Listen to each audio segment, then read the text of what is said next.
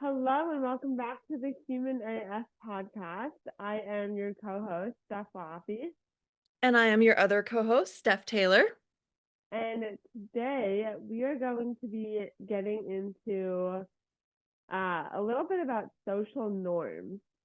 And we're really excited for this particular conversation because before, I don't know about you, Steph, but before I started to really question everything and start to think about my place in the world and how I interact with the world, I was somebody who just did what I was told. I fell in line. I followed the social construct that is social norms to a T. I didn't question things. I followed the rules. Like, what was your experience? Yeah, absolutely. Absolutely. You just you just go along with it.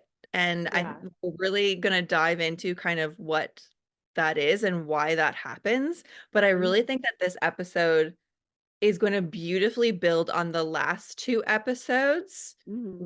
where we got into having those deeper conversations and what do you do when things get challenged, like when your beliefs and values get challenged. And then now we're going into the societal norms, the Mm-hmm. stuff that, you know, is unquestionable. And why is it unquestionable? And how do you break that apart?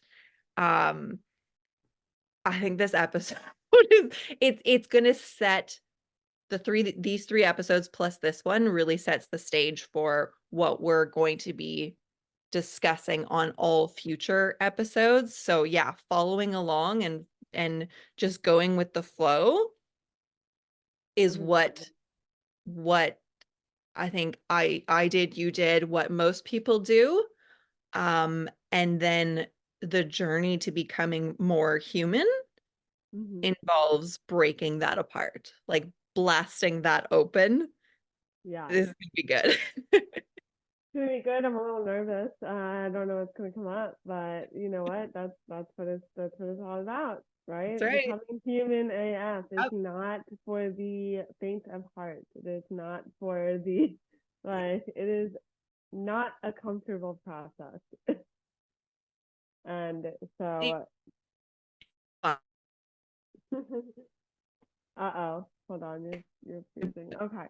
Um, so before we get into today's conversation, I do want to uh mention a conversation that we had offline right before we jumped on. We discussed I said something sort of that I want to address and come back to and revisit. I said something along the lines of like, I'm not. I'm sorry if I trigger you, but or what did I say again?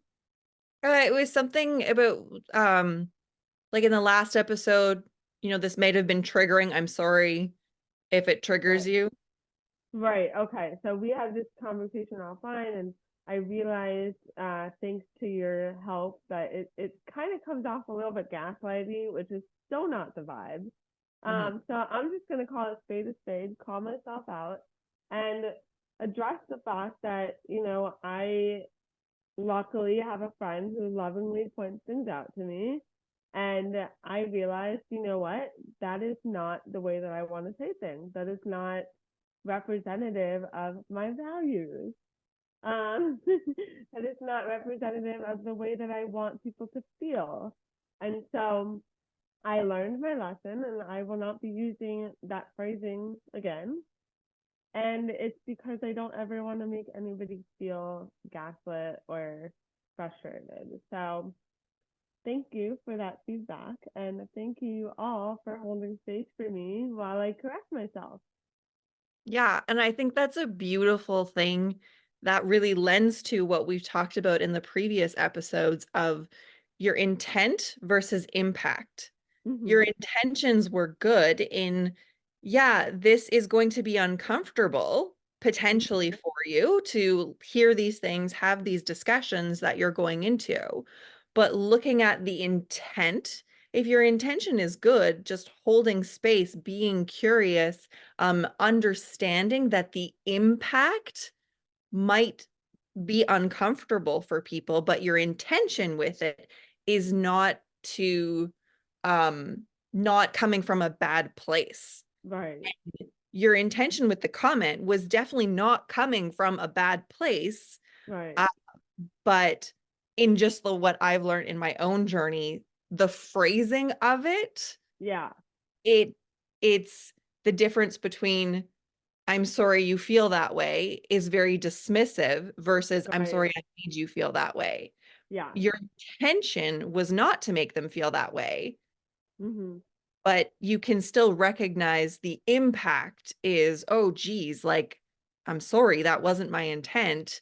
You Right. know, let's carry on, let's continue, like, I'm open," type of thing. Absolutely. So, I think that also, you just being willing to come on and speak to that also is actions matching words Mhm. of you can have a conversation and you Mhm. can come back around to it and and continue the conversation. You can come back and go, "Hey, maybe I wasn't so communicative there. Maybe I wasn't, the best. I'm here to learn and I Right. want to make sure that we're still on a good page." And if that other person is reacting, that's on them. Like as long Mhm. as you're still authentic and operating with integrity, that's Right. cool. So I think that this just absolutely beautifully lines up to examples of how to have open communication. Right. And I mean, I said to Steph offline, like we debated on how to handle it, and I said, in the past, I'm gonna be honest, I probably would have cropped that part out because it is so easy to take 30 seconds on CapCut or whatever software we end up using and like cut that part out because it was such a small comment. Mhm. I could have found it, would have taken me a minute, but that is not being an integrity. And if I'm going to ask for integrity, if I'm going to ask society to be in integrity, then I better damn well hold myself to the same standards or higher and just get it, like, just accept, like, I said something that was a little bit off color and I'm going to own up to it. I'm going to leave it in. Yeah, you're human. I'm You're human. absolutely human, and the beauty of being human is you can always come back. You're always Yeah. learning and growing, so, again, yeah, prime example of how we want to erase some bad stuff, not admit to it, Mm-hmm. but that creates a worse situation internally, Yeah. well as externally. It Right. creates this false sense of perfection, I guess you could say, which I think also runs into societal norms. Look at that segue. You are a podcasting segue queen. I love it. So let's dive into that. Societal norms, the way the system is set up. What do you think societal norms are? Let's like dive into what do you think societal norms are? And anybody that's listening, feel free to jump in, comment on posts, message us, Hmm. and say your own beliefs of what you feel societal norms are. Yeah. So for me, I mean, we all know I have a way with words, as in I just kind of talk until something good comes out. So do not at me and be like, that's not the dictionary definition. Like, I'm never gonna get that. But I'm gonna just tell you what I think. So for me, societal norms is kind of it's what everybody does. Like it's like, oh, that's just what everybody does and nobody questions it and that's just the way that it is. So that it's you ever hear when like you're doing something for work and you start asking questions like, oh, why do we do it that way? And somebody who's been there for a long time and a seasoned colleague will respond, well, that's just how it's always been done. Mhm. To me, that is the epitome of societal norms. That's just the way it is. Don't question it. Fall in line. Do what everybody else is doing. That's that's it. Yeah, absolutely. I would definitely agree. It's an idea that somebody came up with and acted as though this is the right way, this is what we're doing, and people because of how we're biologically wired for survival, Hmm. it as long as someone has the confidence and is explaining it with confidence, even if it doesn't feel good to you, you tend to go along with it, or you Right. watch what other people are doing. And if they go along with it, then you just keep going along and you Because you don't don't want to question. rock the boat. Exactly. You don't want to shake it up. You don't want to question it. This person seems to be doing it with confidence, so why? But exactly as you pointed out, there's so many things where people don't know the origin of it. It can be used for good or bad. Hmm. And there are many things that go without question, and it's just because that's the way we've always done it. But in Hmm. reality, that's not always the best way to do it, or that's not the Right. best way to do it now, or maybe the circumstances that brought in that norm don't exist anymore. So it's okay to change. And to me, societal norms are something that is unquestionable, and it takes a lot to shake it up because there's such a mass of acceptance that it can be hard because it goes with that like core belief. Like Yeah. people aren't actually looking at it. It's just, well, this is who I am. I've always gone along with this. And if you're questioning this, that makes me a bad person because I've gone along with it. It becomes Right. that like, you're right, you're wrong. So societal norms are the exact thing that you should be questioning. Why? Why Right. is it the way that this is? And let's shake it up. Let's just ask the question and dive into it, because how are we supposed to get better as a society if we don't ask questions and make shifts to make things better for more people? But again, they can be used for good or for bad. I can't tell you how many tangents my brain wants to run I down. know, I From what know. you I was just thinking the said, same I thing. have so many thoughts. Um, but wow, wow. Okay, so I'm just gonna go with the first one that's coming to mind, which is, do you think that part of the problem that we're having in this current society, this divisive, like everybody's at each other's throat, is because they're changing so much more rapidly than we've ever seen, like literally any time in history, like as a result of social media and 24/7 news cycle and all that stuff. And like it's just a global world. And so what I'm seeing is in our lifetimes, in the lifetimes of Gen Z especially, societal norms aren't really, this is what's always been done. This is what's always been done for the last 3 months according to TikTok. Mhm. It's so rapid fire change, and it's like you're expected to just get in line the second anybody Says sees a new something thing. that's wrong. Yeah, it's Yeah, how is anyone supposed to keep up? it's very true. And then there's the other part of it where there are some long-standing societal norms that are being shook up, Mm-hmm. and it calls into question and it triggers a lot. Mm, And I also think that there's not really conversation around it versus this is right, this is wrong. right. That's antiquated. That's outdated, and we're just gonna do it this way now. Yeah, like there's not really any question. Well, let's talk about why. Let's talk about, is this a good thing or a bad thing? Or what are the repercussions of changing this? And why are we changing this? Is there a different way that we could go about this that then we can have the same end goal, but do it differently? I think Wow. it still goes to, it's unquestionable. Right. I think that's a lot of still what we're seeing is somebody acts with authority Mm-hmm. and people just go along with it because their value system comes into place, Right.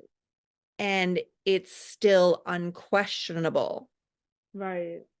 And then other people are fighting, like they're like, no, I'm not doing that because my values are tied up in the current system and I don't want to change it. Like you're telling me I need to change on a dime or I need to change this thing, but you're not telling me an actual reason. Like you're not breaking it down for me in a way that I understand, and that's the key. Yeah. Not The breaking it down in communication. a way that I can get behind it, and so I'm gonna just stick with what I know because Yeah. that's what makes sense to me. And And yeah. I think it also, yeah, as you're saying this, and then your other example of things happening so quickly is what we've seen for these like hot button, deep-seated societal norms is Mm-hmm. it's unquestionable and it's been changed rapid fire from this is the way it used to be to all of a sudden this is the way it is now. And if you go against it, then you're wrong versus the time to have that conversation. Because when you're changing societal norms that are deep seated, Yeah. we're talking like that's decades, sometimes even Centuries. longer than Yeah. that. It is deep generational stuff, Yeah. potentially. And so I think it's worthy of having a conversation versus just one person makes a decision and all of a sudden across the world in some cases this now has to completely change and the entire fabric of society is changed without any conversation. And then Mm-hmm. the conversations that end up happening are that divisive right, wrong Right. versus what's the intention? Mm-hmm. What is the intention? What are the values that we're trying to reflect in this societal norm? And what are the different ways of getting there? So we're looking at values, beliefs, and opinions. There are so many different opinions of how we can get to the same end goal. Right. Why not have that conversation, which allows also more buy-in and less divisiveness? So then it also goes to why is there so much divisiveness? Absolutely. It's yeah. It's wow. I I Steph and Steph for president, number one. um, Absolutely. but but number two, I just isn't it wild too, like how like is this something that was better understood like 100 years ago, like how to have a conversation about like hard things, or is it that people are just they know how to have a conversation and they're just sick and tired of not being heard and listened to, so they're not bothering to have conversations with the other side? Like, is it that people have more ability than ever to just silo themselves off in their own echo chamber? Like, what is going on that we're not able to have these conversations across the the aisle or across the whatever across, you know what I'm Yeah, saying? I think so. I think the biggest thing is too many cooks in the kitchen. Yes. So when you're trying to make change, when you have too many cooks in the kitchen, nothing gets done. Right. And so by opening up to have that conversation, you kind of feel like you're not going to get anywhere. So if you are, let's say, in control, you have some power, you're acting with authority, you're acting with that confidence, you just go, you know what? I had some conversations. People agreed with me. This is the way that we're going to do it. Too bad, so sad. And so when you're talking about literally the fabric of society, go back in history. There are dictatorships, there are rulers.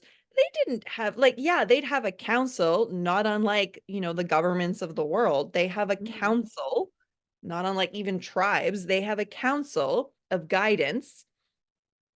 And sure, they'll do like a survey or whatever, like share your opinions. What do you want? Right. Thing. Or yeah, we're gonna fight for our constituents, just let us know. And then like people don't actually let them know because they do Right. it for you. Um, so there is that feedback cycle, but it still comes down to when one person makes a decision and they act unilaterally on, no, this is the way that we're going to do it because that's my belief system, that's my value system. And then you have other areas where, say, more tribal, where it's a smaller community. And so you can have more of a conversation and more people understand the fabric of that community. And Mm-hmm. so there's less cooks in the kitchen that way because it Mm-hmm. is a smaller micro situation versus a Right. massive global situation. So I think Right. there's that lending to the conversation as to why, but it is also very concerning that it still is unquestionable. It still is, we don't know what's supposed to happen. We aren't behind closed doors with those conversations. Those conversations are not made public. Mm. That could alleviate some stressors to have that conversation and have people feel included. And no one's willing to admit that they're wrong, or no one's willing to admit to change their mind. That's wild. It's when you're talking that scale, I do think that things need to be slower and maybe a little bit more transparent than they have been. Yeah. But it also goes, but then will change happen? We know Yeah. in like the legal system, it can take decades for things to catch up. And like you talk about the internet and AI and rapid change. I hate AI in case anyone's wondering. But it is a sticky situation to be in. Yeah. But I think it should always be questionable. Yeah. And I think people who are making decisions, everyone has the ability to make a decision and everyone has a voice Mm-hmm. and everyone can make change. I think that really is a deep meaning of this podcast too, is to Right. show everybody what your voice is and what impact you do have. And the fact that one person with an idea can literally go and create their own social norm. They Mm-hmm. can go and question stuff and have enough people questioning stuff that then they're rattling the cages and that does create change. Right. It's also fascinating. My mind is in a pretzel, as I always like to say.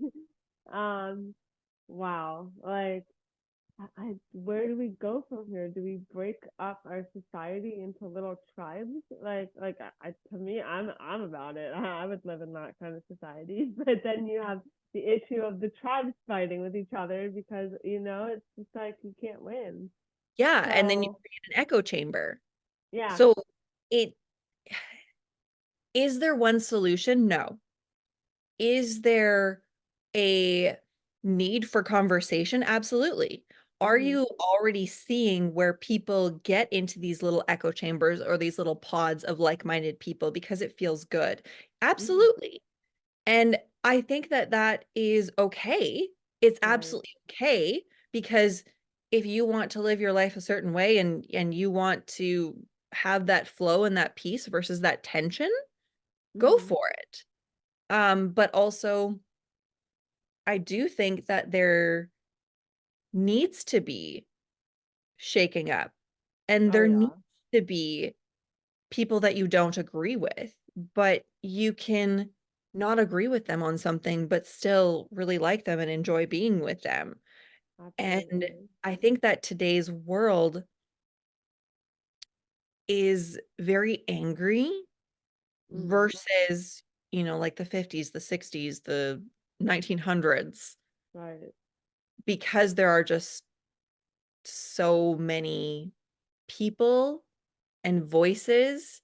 And when it comes top down, people don't feel heard.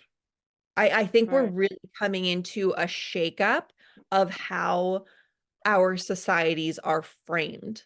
Yeah. because I don't think that it necessarily works anymore Mhm. with the social media. Oh Pe no, social media like It's changed literally the game. broke it wide open, cracked it wide open, Yeah. and it's People know too much. People are able to connect Mhm. globally. There's no longer these little pods, which is where we had happiness because we had just our neighbors to hang out with. We grew Right, up and lived in the same place. We went to school and then our kids go to the same school and our grandkids go to the same school. Like right, now we're on such a global scale right. that it's it's really interesting um what you sort of see the grounds being kind of laid, and I Mhm. don't necessarily agree with it, Right, but I think that conversations need to be had and we need to be questioning and we need to be brainstorming how we want things to be right. So how because do we want things to be? well, I think that that's where all the Yeah, other episodes come in is we actually go yeah. through these hot button issues, these Mhm. societal norms, and we go, okay, how can we bring more humanity to this? How can we Right, create the world to be a better place? How can we solve some of these issues by having these conversations? right, Is everything, is it good or bad? It right. does it bring us to be better people? Is it more of a closer society? Are we Right. creating more community? How does that feel for us? And can we have an open mind to see something that maybe we were told was bad, that, hey, Mhm. actually, maybe it's not so bad, or something that we were told was good, and hey, maybe, there's some faults here. How can we change it? So, Yeah. And how can we show that just asking the simple question of why is taking our power back? Like it's absolutely. like just by having the conversation, you are no longer at the mercy of whatever social norm we're talking about. You are in charge of how that social norm impacts your life. Just by just by saying why, what's going on here, and thinking about it and asking the questions and being willing to get uncomfortable and hear other perspectives. Absolutely. And knowing too that we are on a global scale. We know we have information at our fingertips of what's happening around the world, but recognizing too that when you throw that phone away, when you turn off that TV, the only thing that matters is what's in your immediate surroundings. And that's what you have the most control over. So create your own little pocket of peace. Decide what you want in your life and create that. What kind of community you want, the people in your life, the way that you want it to be, create your own little pod. That's where your piece is gonna be, while you Mm-hmm. can still create broader social norms. You can still be a part of that. Right. I love it. And You take your power back. you could still poke your little head out of your pod and talk to other pods once in a while. Yeah, I mean, when you create a level of peace in your own personal environment, people Hmm. like that's gonna radiate out. People are gonna ask Yeah. you questions. People are gonna wanna be a part of it Yeah. because it feels good to them. And Hmm. so you do create change by creating your own little slice of heaven type Hmm. of thing. That's what you have control over, and it will ripple affect social norms. Because I think this also lends to past conversations we've had on this podcast of being able to define what you want, being Hmm. able to define what your values are. Most people don't know because they get lost in this overwhelming spiral Hmm. versus actually sitting down and going, well, what do I want? And okay, I Hmm. test that out and maybe it changes. That's what this Right. all is when you're becoming more human, you're constantly changing and morphing and testing on different things that feel good. And it might feel good at one point, one season of life, and not anymore, or vice versa. Like when you were a kid, you Right. didn't like mustard, and then when you became an adult, you liked mustard. Right. Yeah, exactly. It's oh my goodness. Well, I Yeah. am so excited to dive into all the social norms. Hmm. Excited and very excited. I mean, excited and a little bit nervous. Um, Right. I don't know what's gonna come up. I don't know what's gonna come out of my mouth. But we'll see. We're just gonna roll with it. We're gonna see what comes up, and we're gonna really find out what our values are, what our beliefs are, what our opinions are, and how they all kind of, yeah, I don't Work know. together, how we can make it better. We're going to solve the world's problems. So if Yeah, you guys have any societal norms, hot button issues, anything like, and it can be the smallest thing, honestly. right. Um, Matching, it could be matching socks, which I yeah, don't like know. exactly. It could seriously be the smallest thing. Let us know. And Yeah. we will have it as an episode. And who knows, maybe we'll invite you on and we can have a full-on discussion between all of us. Hmm. what what it looks like and breaking it up, shaking it up. I love it. I love that for us. I love that for all of you who are listening. And we're so excited that you're on this journey with us. So if you absolutely love this episode, be sure to like it, rate it, review it, share it with a friend.